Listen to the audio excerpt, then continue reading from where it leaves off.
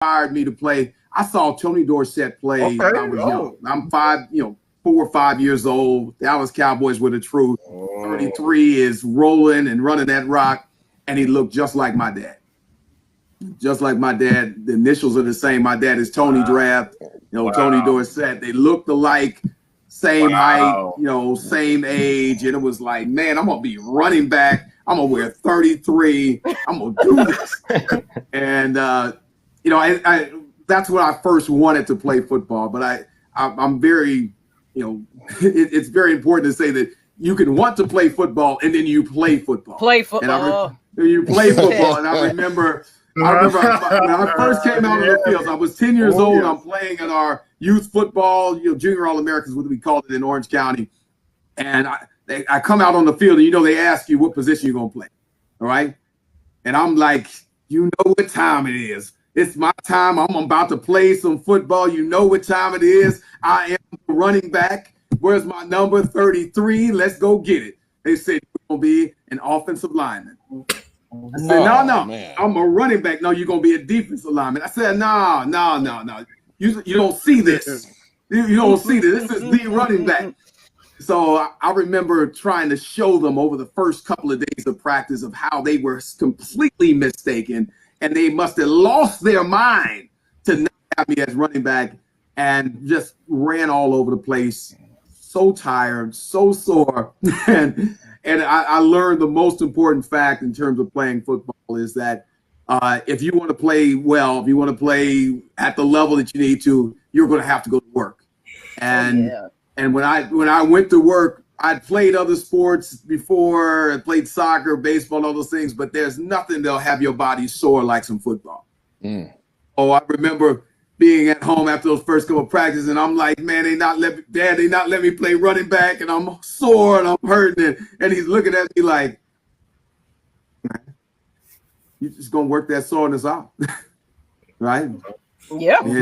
Get right back up and do it again. Yeah, they ain't no excuses. You gonna play the positions they put you in, and you gonna work that soreness out. And I love it that this 10 years old learned really what commitment looks like. It really made this huge impact because it said that you have a plan. I had my plan, and somebody else had another plan for me. And with my dad saying that and me going in on playing offensive line and defensive line, I actually carried that with me throughout my playing career. And now that experience made it where I appreciated Kynan that much more and our defensive lineman that much more by having to play early on. Definitely. Anybody want to add to that? Yeah, Draft, you talk about having, about you was wanting to be a running back and they had you playing defensive line at first. I sit up and think back, football wasn't always like my first choice neither. I thought I was going to be the next Jose Canseco. I used to play baseball growing up, and, one of them things, man, I had that thick gene and I grew out of it, man. So next thing you know, hey, there I am on the football field. But I've been playing baseball since about 6-7 years old, bro. So, baseball. Yeah, I love baseball.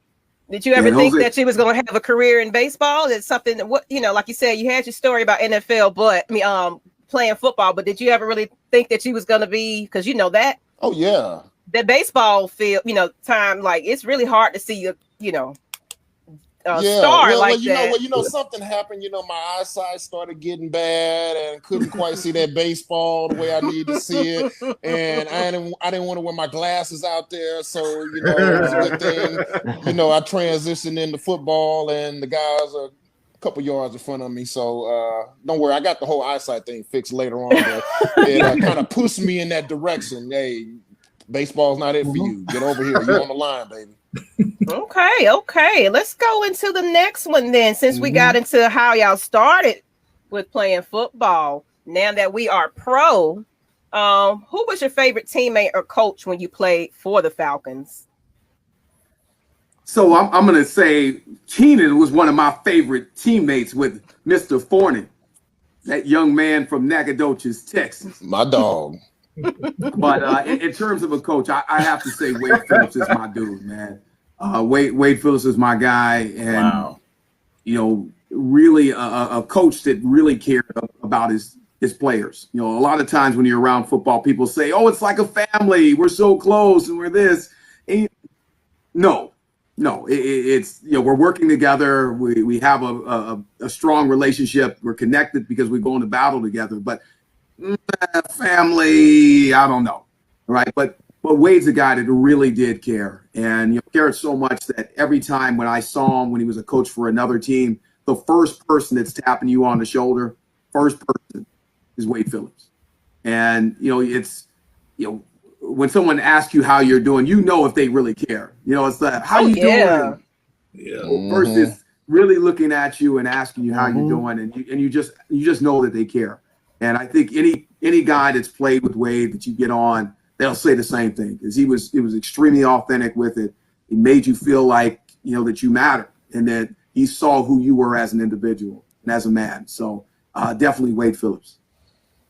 Wade was cool, bro, because I remember even he was on the defensive side. I remember liking Wade too, you know, because you can tell when people are genuine. Y'all know when somebody trying to be fake. You know what I'm saying? Some of the coaches will come up and say something to you, and you're like, man, you don't give a damn. Why don't you going back over there? You know, but yeah, Wade was one of them cool, genuine coaches, man. Yeah, so I can see why you say that.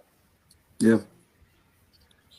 It's for me. I want to say the guys that was funny. You know, of course, my man Draft was one of my favorite teammates. But the guys that was on the team that could crack jokes, like your Jerron Bolden. I don't know if y'all remember JB. He was number 21. We diehard fans right here. We long time fans. Man, like, I mean, I'm talking about will roast you, will fire you up, will score on you, however you want to say it, man. He was one of those people. I don't know. Y'all tell me. Like, we all had that friend or somebody in your class or your neighborhood on the bus or something where you know not to get on him, because if he get back on you, he gonna be on you for about 30, 40 minutes and have everybody laughing at you.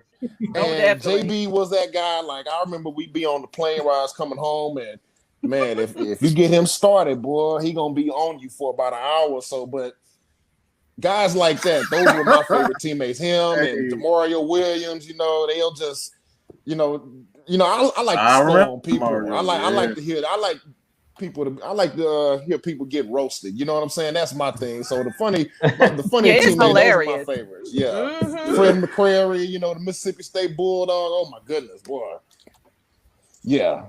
And I mean, you know, those jokes during those times, because during the football season, it's a long season. You know, you count in all the training camp, and, you know, you need something to kind of get your mind off of how your body's feeling, because we always had this famous saying once the football season started on the first day of training camp. What was that, Draft? This is the best that you're going to feel all year. The rest of the year, your body's going to be in a constant state of inflammation. So you need something to kind of get your mind off of it, just to kind of make it go by, because, you know, it's a long season, y'all. Trust me, it's a long year of football. Oh, I can imagine.